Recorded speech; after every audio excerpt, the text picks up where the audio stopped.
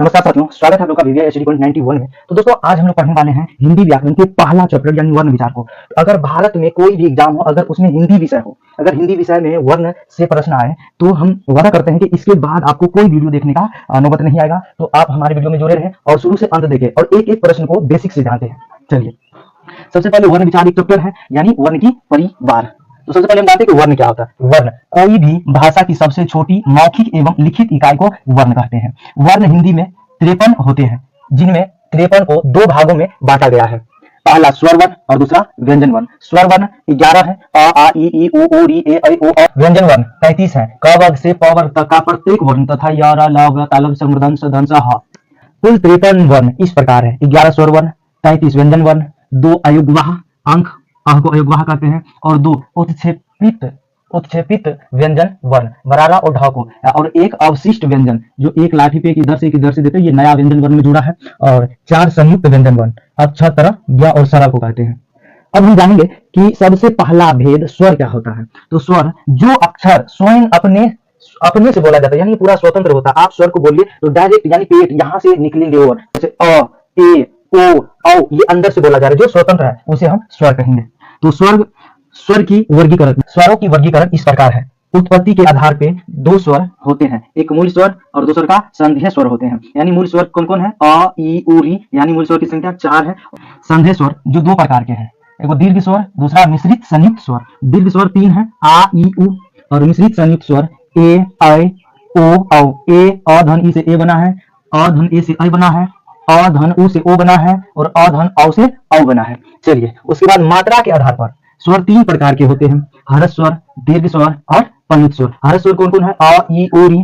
दीर्घ स्वर आ ई बड़ी उ ए ऐ ओ औ, यानी दीर्घ स्वर कितने हैं? 7 है। पुल्लित स्वर वह स्वर होता है जैसे हंसने, गाने, रोने, पुकारने, चिल्लाने में मदद करते हैं, उसे हम पल्लवित स्वर कहते हैं।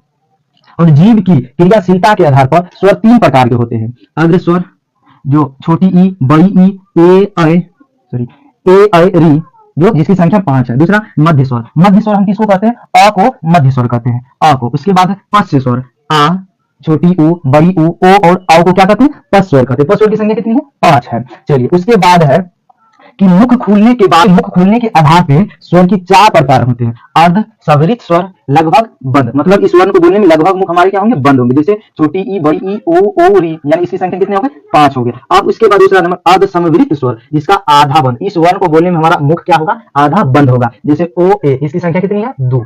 अब तीसरा विवृत स्वर, लगभग खुला। इस वर्ण को बोलने में मेरा मुख क्या होगा? खुला रहेगा। जैसे आ, इसकी संख्या कितनी है? 1। और अर्ध विवृत स्वर यानी कि आधा खुला हुआ मुंह। अगर अर्ध विवृत स्वर को हम बोलेंगे तो हमारा मुख क्या होगा? आधा खुला रहेगा। जैसे देख लीजिए आ ए ओ, यानी इसकी संख्या कितनी है? 3। अब ओष्ठाकृत के आधार पर स्वर 2 प्रकार के होते हैं। एक तो वर्लित स्वर जो छोटी उ, बड़ी उ, ओ औ, यानी ये होते हैं 4 वर्लित स्वर, उ, छोटी उ, बड़ी उ, ओ और ये 4 होते हैं। और उसके दूसरा भेद जो होता है अवर्तुलित स्वर, अ आ ई री ए ऐ, ये अवर्लित स्वर हैं जिनकी संख्या 7 है। अ उदासीन स्वर है। चलिए अब जानते हैं जाति के आधार पर स्वर 2 प्रकार के होते हैं। जाति के आधार पर स्वर 2 प्रकार के होते हैं। एक होते हैं सजातीय, दूसरा होता है विजातीय। मतलब सजातीय कौन होगा? अ आ छोटी उ, बड़ी उ, ई छोटी ई और बड़ी ई। सजातीय की संख्या कितनी है? 6। विजातीय अ छोटी उ, ऐ बड़ी उ इत्यादि, ये क्या हो जाएंगे? विजातीय। विजातीय मतलब जिसकी जाति नहीं मिलता हो, ये दोनों अलग अलग जाति के हैं।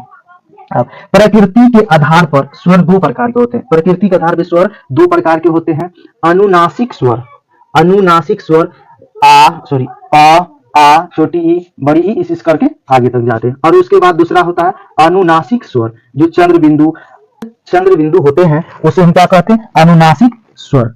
अगर हमारी वीडियो अच्छे लगे तो लाइक, सब्सक्राइब। जय हिंद।